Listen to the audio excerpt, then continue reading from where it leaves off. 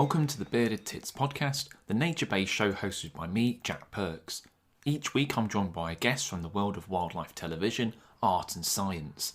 We take a light-hearted look into what makes these people tick and connect with the natural world so strongly, with new episodes out every Tuesday. Hello, how are you all doing? I realise that I never actually ask how you're doing, although I realise that firstly, I don't overly care. Sorry, I don't. And you can't really reply. I mean, you could reply where I post this, but it'd be a little bit mental, wouldn't it? But for the status quo, how are you doing? I'm just starting off with something a little bit different today. We've got Sophie Pierce on the podcast. We're going to talk about what it's like being a wildlife TV researcher, all the amazing programs that she's worked in and what that goes into. But before we do that, I just want to say thank you to everyone who has supported me on buymeacoffee.com. There's a link in the description. You can chuck me £3. If you're a regular listener, you know the spiel by now. But I wanted to just personally thank some of the people who've already donated, including Jan, Utifo, The Passionate Piscator, Paul Turton, and many others. Totten? I can't read, as we've probably realised on this podcast already. But I just want to say thank you for supporting me. Every little helps, and it's greatly appreciated.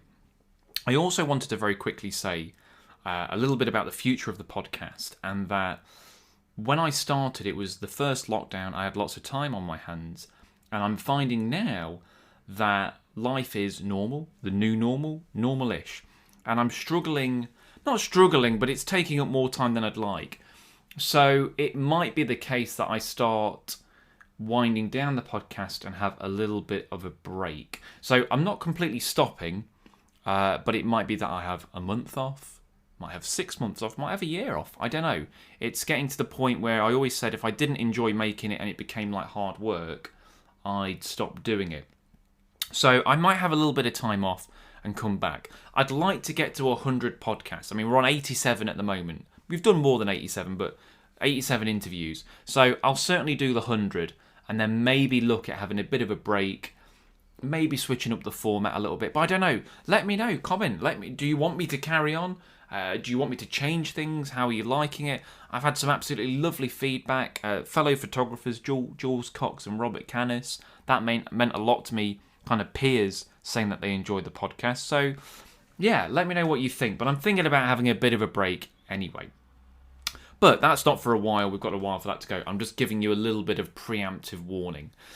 But on to today's show. We've got Sophie Pierce. She's a wildlife TV researcher working for Countryfile, lots of other programmes.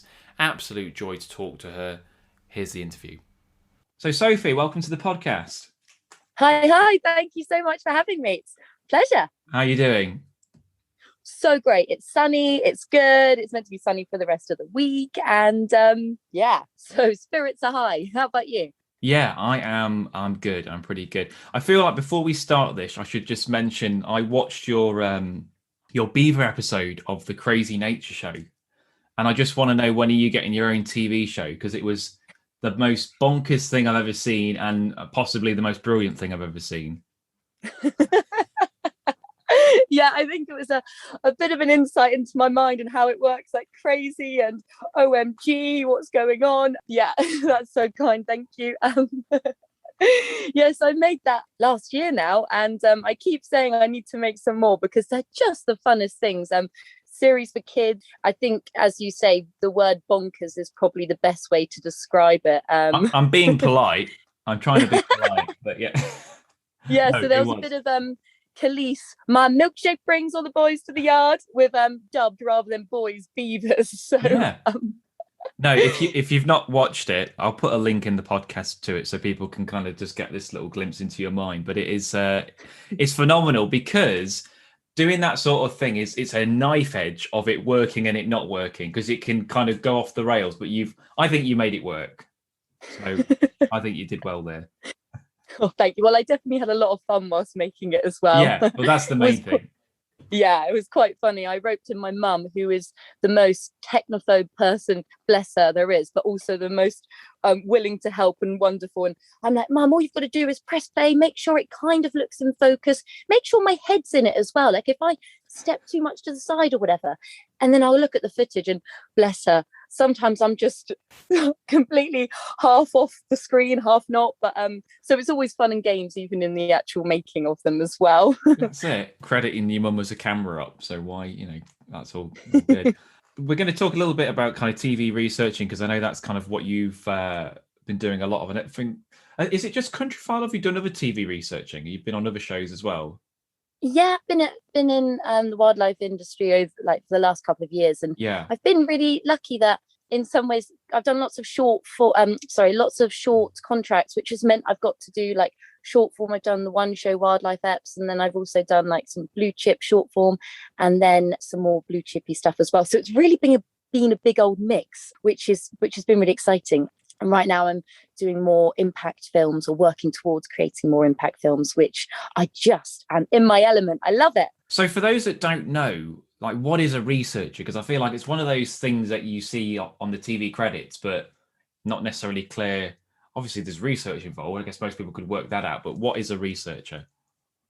Well, I guess I'm going to start off and say I think it's quite possibly the best job ever, because you get to spend all day researching, in my case, my favorite thing, wildlife. It's a good question, because it is so super varied, and one researcher role might be completely different to the next one that you go on to. So I guess starting from the beginning of like the production, like the very concept of ideas, you'll be working on sometimes finding wildlife stories, then pitching them to your producer, your exec producers, and then maybe even helping or working on pitch decks to produce them and ideas to commissioners. Then you'll be making sizzles, you might be helping writing scripts and researching like crazy every single thing about maybe one tiny little worm or something, and you'll be researching like crazy loads of different animals, and you'll be maybe talking to people living on the ground with a particular species. You might be talking to scientists who are leading maybe some cutting edge academic research. So it's really diverse. And then not only you get that amazing, really interesting desk-based job, but you can also be out and about doing recce's, doing filming. I was on one show that suddenly were like, hey, I've seen you've done a bit of camera. Can you do some second camera? And I was like, okay, let's go for it. So sometimes you're shoved in at the deep end, which is always fun and games, but you learn so much, and you're always surrounded by amazing people who obviously you're all working towards the same goal. So everyone's it's good, great teamwork, and everyone's so fascinating, because often other researchers and producers and everything have done some amazing things. So yeah, you're always learning even from other people, and yeah, you're essentially just creating amazing. I've definitely emphasized it's more TV, but you can be working on podcasts and other forms of content as well, which is great. So I guess the crux of what a researcher is, it's kind of a bit of everything depending what you work on. And the beauty of that is as well, you can specialize in, let's just say you go on a shoot and you do a bit of sound, you can then suddenly be like, hey, I want to do more of that. And a researcher allows you that opportunity to sort of try and test different things to see where your interests really lie. The jack of all trades, really. Yeah, master of some. I guess as well, I think what's really amazing about being a researcher is when I finished my master's, I did it in wildlife conservation, and I am just like interested in, I don't know, like illegal wildlife trade, rewilding, ecology. And you finish uni and you're kind of like, well, what do I want to specialize in? And I think this role of being a researcher really allows you to say, hey, one day or one production, I might be researching one thing, and then maybe a few months later, or even depending what you're working on, if it's short form, you might be then researching like something completely different. Like I was doing something with the Arctic melting one day, and then the following week I was researching bison in Poland. So it's also just so varied and so fun. Yeah, and I guess each show is completely different. So like, say like the one show is going to be looking for something different than Countryfile. Like I've always found one show is like, I don't know, a red kite stealing someone's underpants is very one show, whereas Countryfile would probably want something more, or that kind of country vibe to it, I guess, and a little bit more not heavy science, just something that someone's kind of tucking into their roast, and then they look up and go, oh, that's nice, as they're kind of eating away. And then like the Watchers is more, I guess, more hardcore, nature nerds, really. They've all got their own little flavors, I guess. Yeah, totally. And that's what makes it so exciting, especially if you do have short contracts, because you're then equally then thinking, who's the audience? What do I want to do? What are the main things I need to know from this story? How you frame and structure the story itself will be, I guess, yeah, it will be completely different, because for the one show you might pull upon the element where it's a bit more silly and light-hearted, but you might be more in depth, especially for the watches where you want to get more, like, I'm going to say hardcore science in the mix, where you can really, because sometimes I think what watches is so great is that suddenly they're shoving in words which kind of blow your mind, but they explain it in such a really palatable and amazing way. So I think knowing who your audience is one of the most important, probably the most important things when you're thinking and crafting your story and researching and really understanding, because one story might be great for something, but does it actually fit for what you're working on? So actually, Jack, the first time I ever spoke to you, I was working on this short form blue chip content, and it was looking at female badass creatures of the animal kingdoms. Of the animal kingdom, sorry. Yeah. Oh, was that you? That was me. Oh, that sorry. Was me. I mean, the names get lost in this sphere of time. But No, totally. this was, well, go on then. I'll let you say it. Go on, you go for it. Well, I called you up and I said, do brown female trouts fake their own orgasms? Yeah. Because I was like, I kind of paused and sat on that email. I thought, well, it's a BBC email, so it can't be a wind up. It's not like one of my friends trying to take the piss. And then I looked into it, and yeah, they do it. You know, to get rid of the weedy guys and get the big. I think the best way to describe this, like the handsome big trout, you know. Yeah, apparently it works. Yeah, but well, I guess so. With that story, I think would work for Springwatch, but it definitely didn't work for what we were doing then. So it is that element of what might it work for, and it's a great story, but you've got to be very knowledgeable about what platform it's going on, who's going to be watching it, what time people are going to be watching it, and all of that. Post watershed. Yeah, it would be, wouldn't it? Orgasming trout. What more do you need? And that kind of brings us on to, like, what is a researcher looking for in a wildlife story then? And I guess we've kind of touched on it already, like, depends on the show, but let's say that someone's like, right, they're going to get in touch with you, Sophie, for a program. What's the package? What are you after when someone's pitching ideas to you as a researcher? Yeah, so I guess the story is what drives it. Like, the story is the most important thing, and all good stories have great characters, relatable characters who evoke some sort of emotion within yourself. There's got to be a setting, a plot, a story, challenges, and within these challenges that maybe a species or a particular character might go on, you want to take your audience on a journey, and you want to help that. It is that relatable character, and going as an audience, as a viewer, going with that animal on that journey, or really connecting your audience in some way. And I guess also having some sort of form of resolution that the viewer and the animal can sort of feel like they both work towards as well, really, so connecting the audience.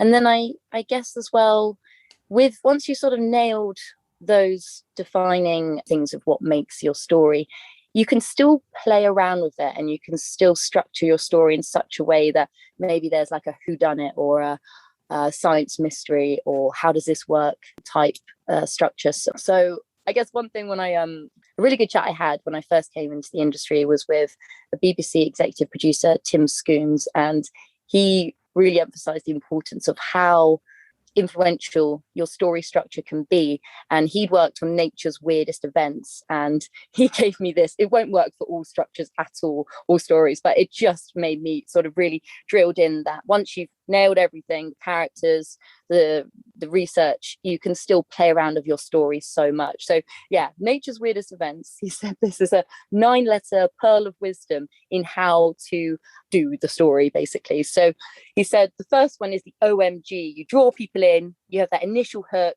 great for short form, great for digital, great for possibly younger audiences who are using these platforms. Then you've got the WTF, which is OMG, how on earth is this even possible? What is going on? And you're still really rolling with this idea and you're just sitting on the edge of your seat, like, tell me more. And then you've got the NFW, no freaking way, where you've got some revelationary thing that blows your mind. You might have a solution, not just a solution, but oh shit, sorry, can I say that again? The You can swear in this, it's fine. You can say what you like. It's an adult podcast. Go nuts. Is it? Yeah. Oh, I did know that. I heard some swearing on some previous ones. There is, yeah. My mum might be listening. Okay, all right then. We'll keep it clean. So you got the NFW, no freaking way, which is the revelationary solution which might blow your mind, and you've gone on this amazing journey, and you're constantly pushed emotionally to the edge of your seat, and you're thinking, whoa. Anyway, so yeah, I just think that's one really fun way of thinking, that even if you've got the story, there's a really great way of thinking how to still tell your story. I was also going to say as well, when I guess thinking about the story structure and actually how everything's coming together, again, Tim Scoons told me that try your piece without music, try your piece without visuals, with just the narration, and really play with just taking one element away so that you can really focus on the remaining elements, or even just be inspired to be like, hey, that actually looks really good and feels much more dramatic or more appealing than actually having all the different elements together. So I think it's just playing and being creative and being fun with your stories.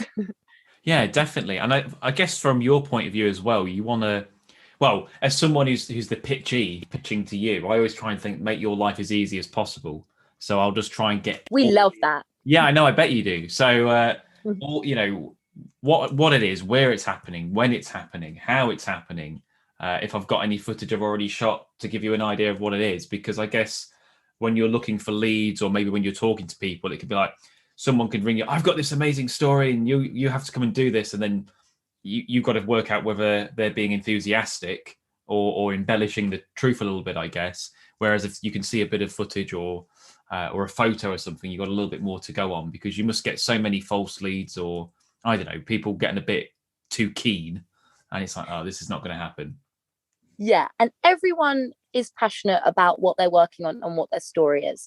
And sometimes, not all the time, but sometimes like a scientist might talk to you and be like, this is going to be the best thing, I really need to show. And when you actually think about it, it's like, actually on TV, sadly, this could be quite dull. For example, what is it? There's a squirrel that lives in the Arctic, and it hibernates and it stops its heart beating, and there's some really amazing science behind it. I'm not too sure off the top of my head, can't remember exactly, this was a few years ago.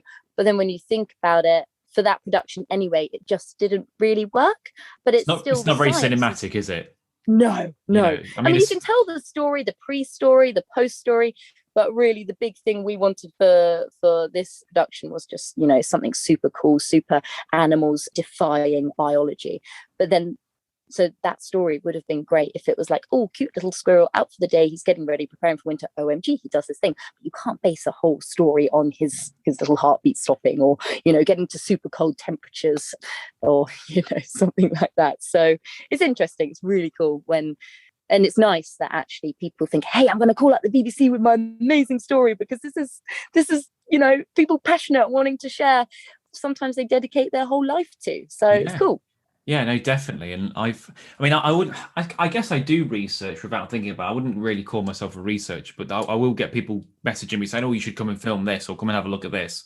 And there have been times where I've traveled not too far, but still out of my way a little bit. And then I've arrived and been like, oh, right, this is it? And it's not quite, I mean, wildlife is never on cue anyway, but it can be a little bit frustrating sometimes. But hey ho, that's what it is. Is there anything that's pointless sending over? Is there anything there you're just like, there's no point doing that, or do you just kind of make that call when it gets sent in?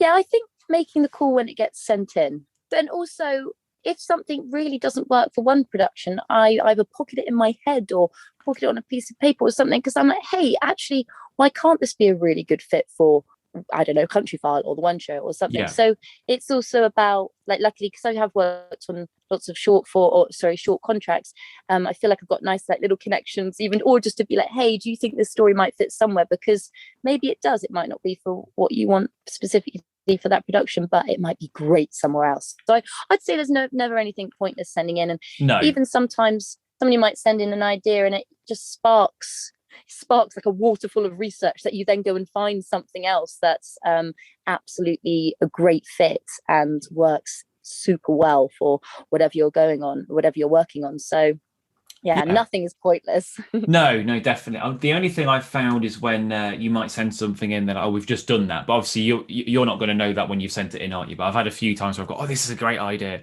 And they're like, oh no, we've literally just done that. Oh, bugger. So, but that's fair enough, because like you say, it can be used elsewhere, or you can sit on it. I mean, I've had times where I've pitched an idea and they've said, oh no, we're not going to use that, or we're not interested at the minute. And then I've just waited 3 or 4 years and pitched the same idea again. And they go, oh yeah, that's great. So sometimes it just depends who you're pitching it to, when you pitch it, how you pitch it. Maybe it needs a bit of tweaking. I mean, I did Winter Watch, last winter, obviously, I guess. And that was a bait ball in Rutland Water. And I've been trying to get that on TV for 6 years. And just for one reason or another, it just didn't quite work. And then this year. So I would say, if you are someone who is pitching an idea, just because someone says no or it's not quite right, that doesn't mean it's a bad idea. It just means maybe you've got to wait for the right time or tweak it a little bit. Totally agree with that. And it's all about timing with everything, even when you think about when you want to deliver your show production to have the greatest impact as well. So timing is key. Yeah, for sure. So you've worked on all these different programs. What's the most interesting story you've come across? I mean, I guess it's all relative, but what have you come across and you've been like, that's blown my socks off? Just a really funny story I come across, which did blow my mind, was clownfish. So we all know Finding Nemo, I would imagine. And when little baby Nemo's mum gets killed, he then is just left with his dad. And then he obviously loses his dad and eventually finds him again. And that's the crux of the story. But in reality, the dad would have actually turned into the mum, because in their little clownfish society, it's led by the big female mama. And when she goes, there's often, if a pecking order hasn't already been established, there might be a few squabbles and fights within the biggest fish, which might be most closely related or most close in size. And then the dad turns into the mum. And obviously, if that was on a Pixar movie to little children, it would be very weird. So I totally understand why they've done it and kept the dad as the dad. But it did just blow my mind, and we wanted to create a story about it. It just didn't work out. But oh my gosh, I thought that would have been quite a good thing to show. So with you researching, obviously a lot of it is sort of behind the desk, but you do get to go on location as well. So is there anywhere that sticks out that you've traveled to? You're like, oh, that was pretty cool to work in this place? So I've never done lots of big international travel, because when somebody might ask that question, they might be like, oh yeah, I've been to amazing places. But you know what, I've still had so many great shoots around the UK, and I've worked on some really fun rewilding stories, some like angel shark story for Country File, even though I guess people want to hear someone trekking to the deep depths of a Congolese jungle. I've had wonderful times on the Limb Peninsula, down in Cornwall, in Nottinghamshire.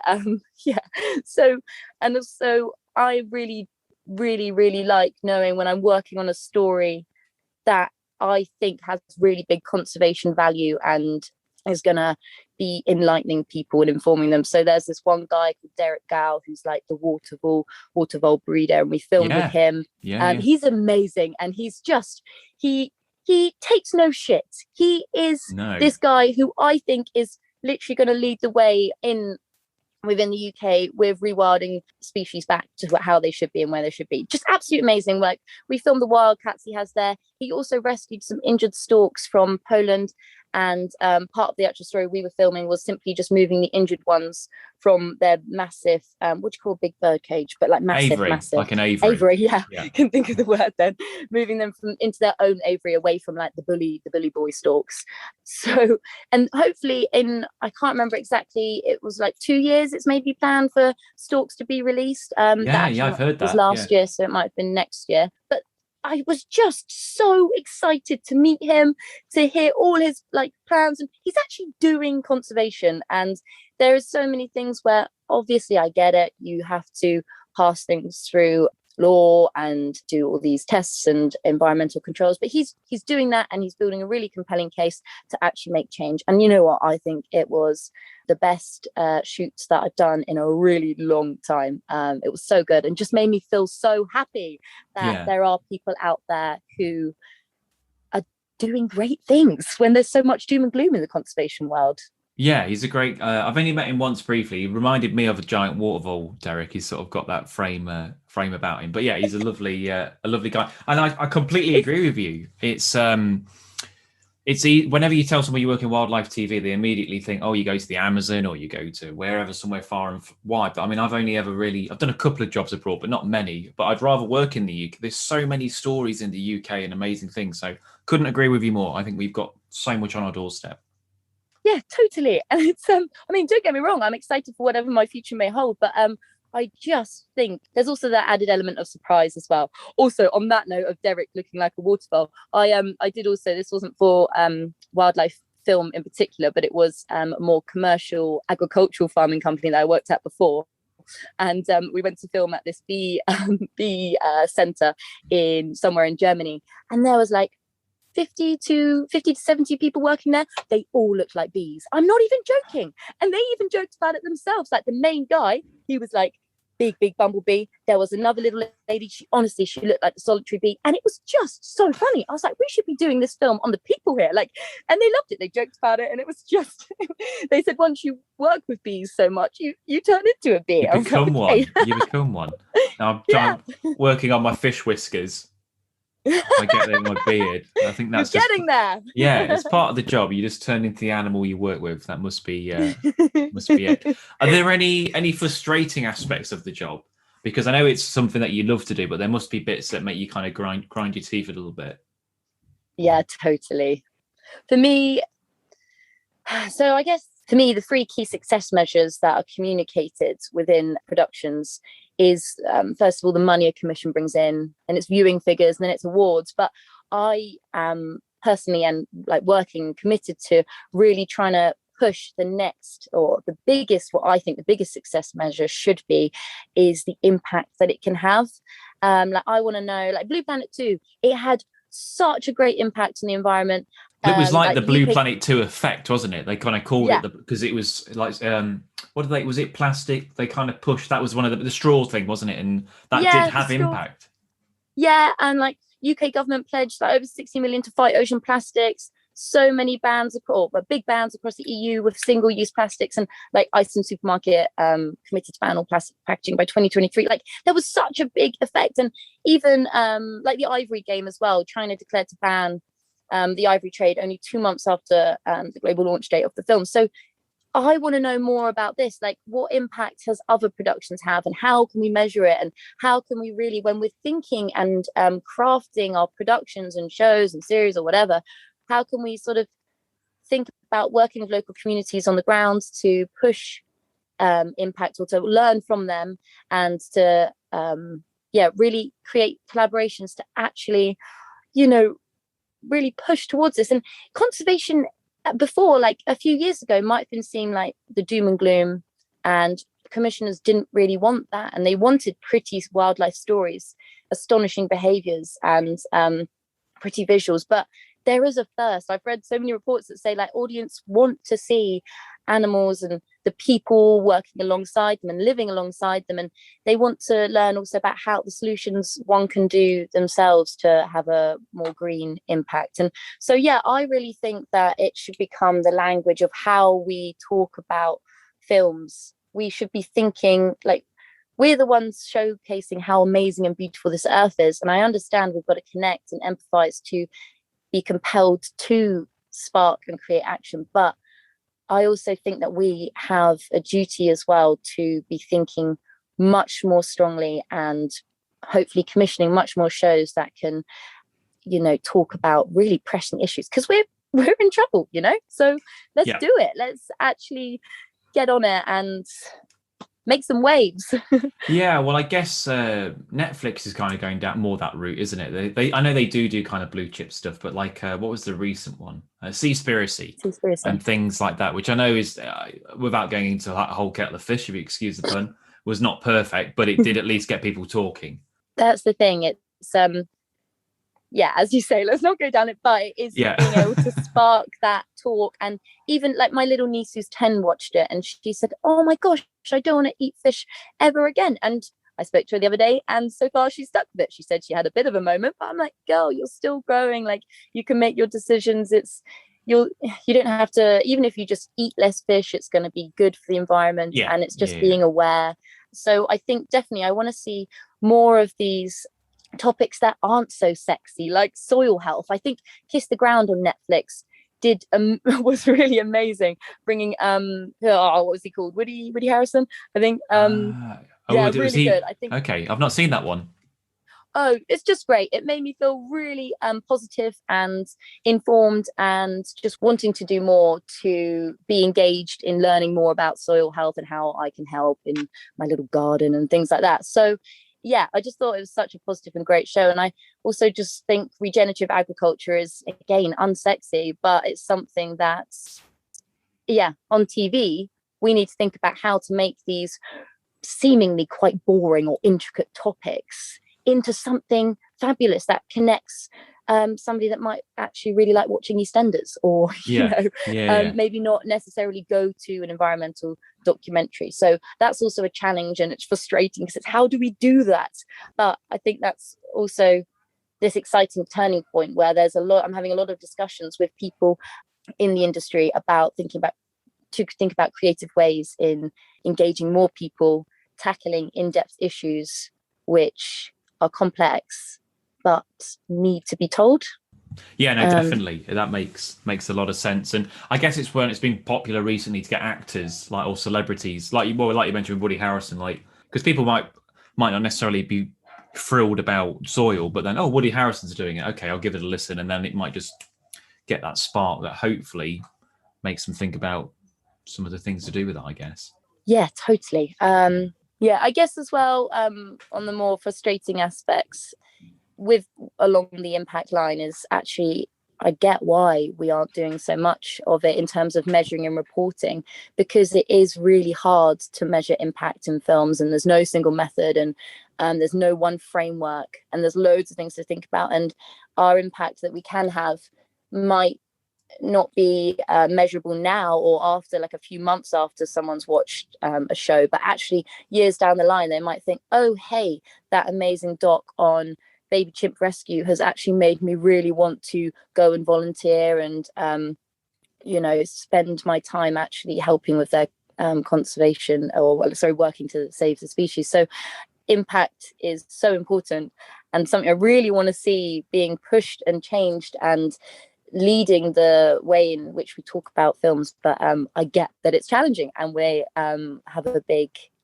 hill to climb, but it's fine because we'll do it. Yeah, I guess as well it's hard, like how much carrot and how much stick do you have, because you need those kind of interesting visuals to get people on board, but then also you want to try and hit that message home. So I know it's a very fine balance, isn't it, of you want to get the message across, but you don't want to be too doom and gloom, because although it's true, it's depressing, but at the same time that those stories kind of need to be told. We need to talk about this because otherwise we're just putting our heads in the ground, really.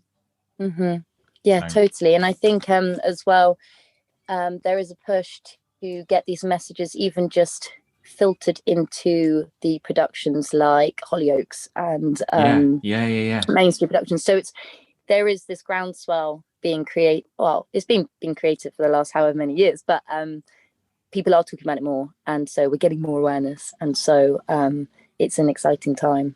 Yeah, no, that makes a lot of sense. So, with you being a researcher, then is that a sort of job where it's a step up to something else, or is it something that someone can just make a career out of? Because I've always seen it as like I don't know, say you've got like a runner, then you've got a researcher, then you've maybe got like an assistant producer, etc. Or is it something you'd stay put with?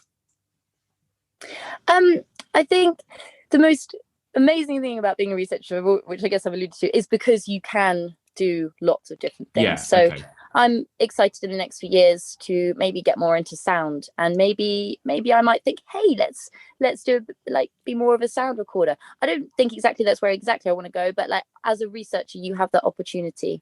I think as well, yeah, most people start as a runner. There's definitely some people that go straight in as a researcher. Actually, talking to people, it's quite interesting to see that lots of people have different routes in. Or, like for example, I alluded to earlier, I did like a conservation masters, did lots of work with conservation charities, then started this agricultural media, working with them on and off for a long time. Then went back to conservation, and so my way in was like, and then at the side, I was still emailing wildlife production companies, updating them what I was doing, and it took like 2 years to get into it. Some people can go straight in as a runner, and yeah, the timing's good, and they've got good credentials to do that. So it is really, I guess, if any message to somebody looking to get into the industry, it's first of all not giving up hope, not thinking, oh my gosh, why are they not, like maybe you've just finished your uni and you've got all really good work experience, and then you don't get this runner job, but it's a really competitive industry. It's hard to get into. So many people want it, and it's probably not a reflection on you. It's just that person might be in the right place at the right time. But it's, yeah, holding faith and being persistent as well. Keep on emailing, because you're only going to keep on getting more work experience in different aspects, which can be relatable to what someone as a researcher would do. And then, yeah, say yes to every opportunity. Say yes to holding a camera if you can, or if you can't, borrow someone's camera, try using a phone, because well, again, what we said earlier is story is so important. And if you can even just show potential employees that you're able to create a short video using your iPhone, then it's so valuable to also just show you're really committed. So yeah, there is this sort of general hierarchy that you start as a runner, go to junior researcher, then AP, which is assistant producer, and then up to executive producer and then series producer.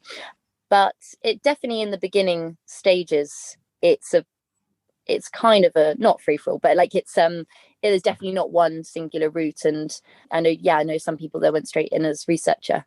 So there's definitely just keep working on what you're doing, keep trying to do as much relatable things as possible, or even just going out, taking videos of wildlife, or not wildlife, just in practicing your skills. I know somebody did lots of surf photography, and then they got into the wildlife industry that way. So I guess really there's no like hard fast route to do it. Everyone's going to come at it from different ways, and that's not necessarily right or wrong. It's just going to be down to your individual choices. Yeah, totally. Just think of all the people I've met. I've known some people who've done a journalism degree.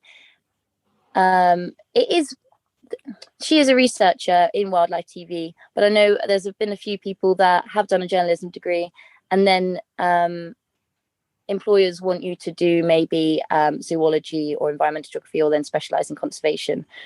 If you were to then have something which is slightly not so biology, wildlife focused, like journalism, she also has lots of other stuff going on. Like she's done lots of wildlife and conservation stuff. So maybe that's where that then wildlife love has been brought in and mashed together. So she's now a researcher.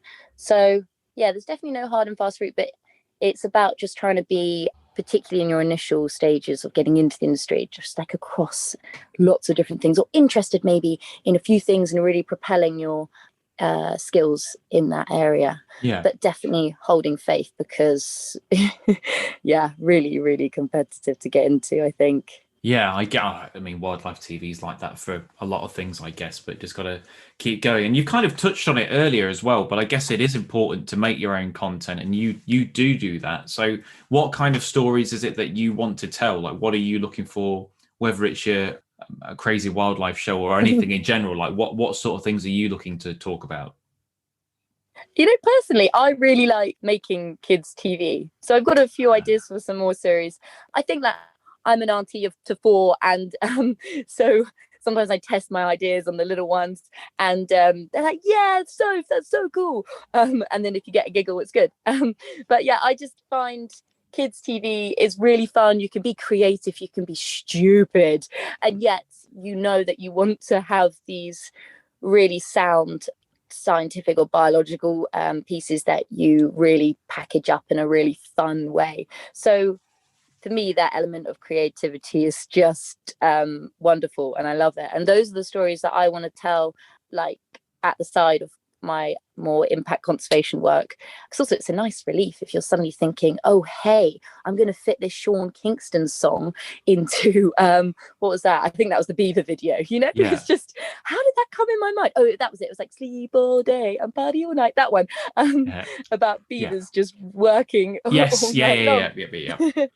So That's it. yeah, those are the stories I think my brain just flows with naturally, and suddenly I'll be lying in bed and I'm like, hey, that's a cool thing to do. Like, that's a bit silly to stand on the surfboard and then get my neighbor who has a wind machine, like for blowing and picking up leaves or getting leaves away, and he's there putting leaves in front of the blower so it looks like I'm flying in the sky.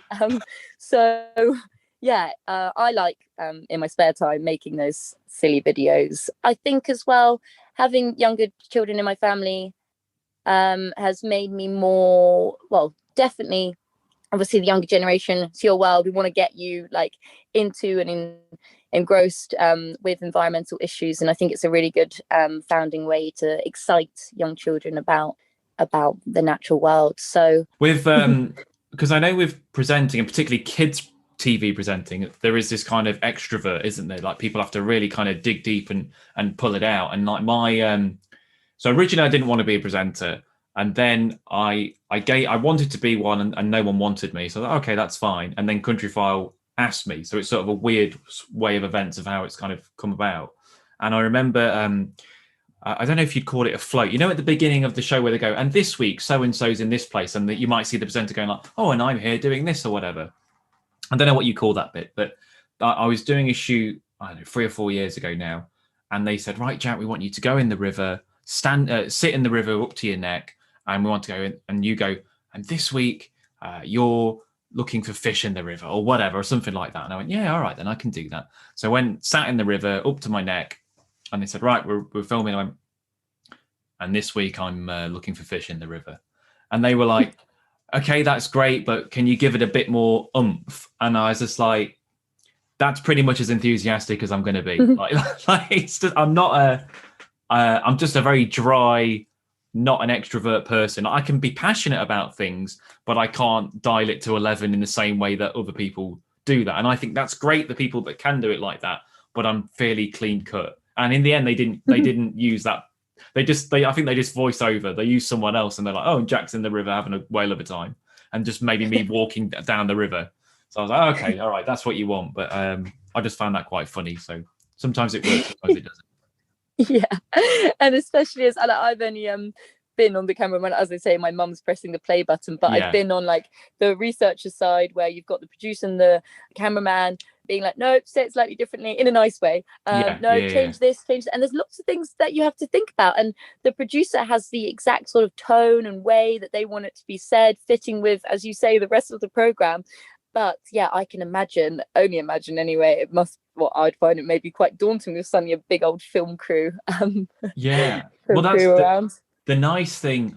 It sounds a horrible thing to say. The nice thing about the pandemic is that that because Countryfile started doing these sort of solo cameraman diary pieces, so they'd send up the cameraman or camerawoman, whoever, to go and film on their own, and they'd literally be filming themselves. So I didn't have anyone tell me what to do, so it was lovely. So I could do exactly how I wanted, and they didn't have a choice but to do my monotone, not depressing, but just not overly enthusiastic way of doing it. But still engaging, I should add. And it seems to work, because they asked me back, so they couldn't have been that upset. So it must work. Yeah.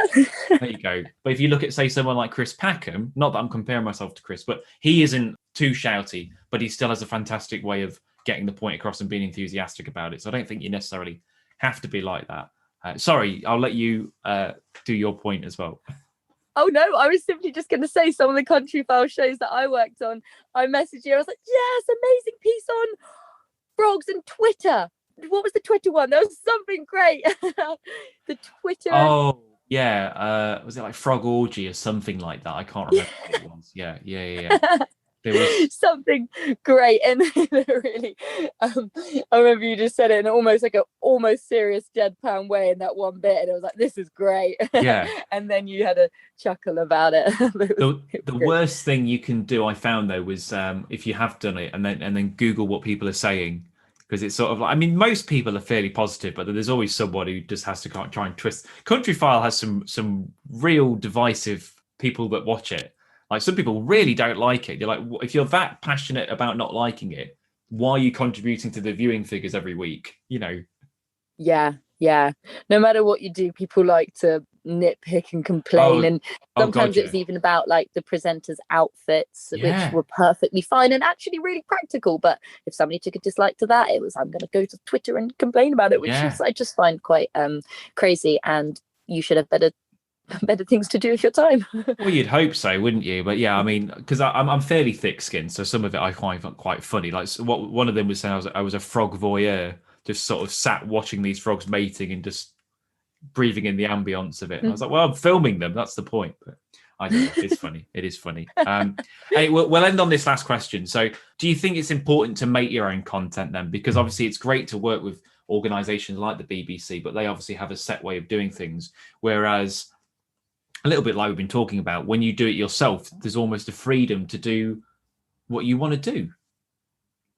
Yeah, I think, why not? Like it's meant that when I first got my camera, I just wanted to go out, try, learn from my own mistakes, chat with friends who'd been filming for ages, and really just try and learn how to do more technical side of things, which when if I then am on a shoot and they're like, hey, so pick up this camera, I at least have some confidence knowing that, okay, I can do this with relative ease. But I know then to say to the producer or the cameraman that I might be not so confident with this. So you're not then at the moment suddenly being like, oh bugger, like Yeah. this is the one time to shoot whatever you're filming.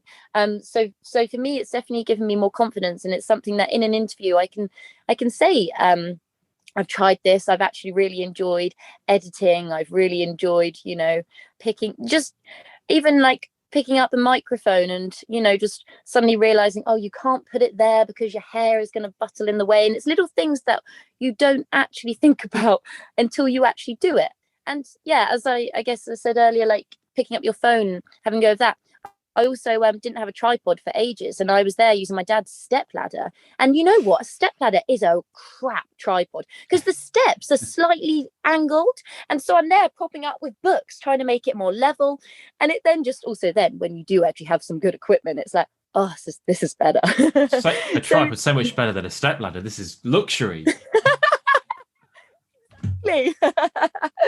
so honestly as well, like because it is competitive industry, and you may surprise yourself, you may suddenly take some great pictures and be like, oh hey, like, or and even trying out macro as well, I've like given it a go to, and it's always something that I'm like, oh, I just want to persevere a little bit more with. And I think definitely if you can make your own content, and if you can't actually make something visual, why can't you go out and write about it? Because a big aspect of the filmmaking process is writing pictures, it's writing scripts, it's communicating your research in like also quite succinct but important one-liners of what should be told, or what are the headline facts. So even if you really feel like your phone is rubbish and you haven't got access to anything, just pick up a pen and paper and just get writing and get those creative juices flowing, because that's a really valuable skill to have. So definitely create your own content, and it's fun, it's so fun. It's the main I guess thing. that's a big one to say as well.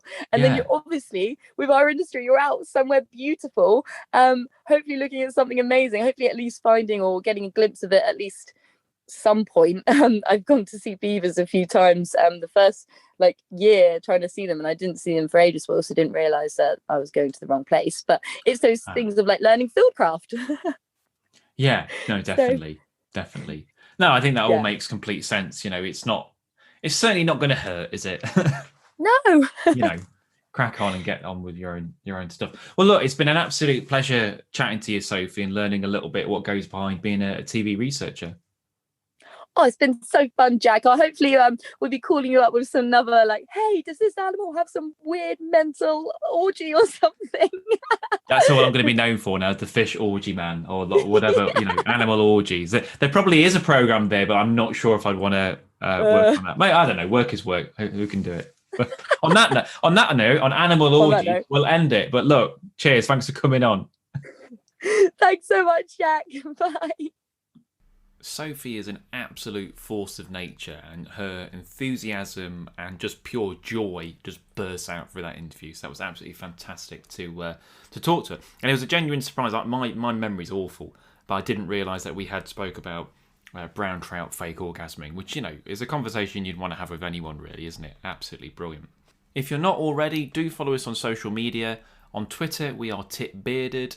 On Facebook, it's the Bearded Tits Podcast. And also, I never really plug my own social media, as I assume you're probably already following it. But if you're not, I'm Jack Perks Photo, Fish Twitcher on Instagram, and Jack Perks Photo on Twitter as well.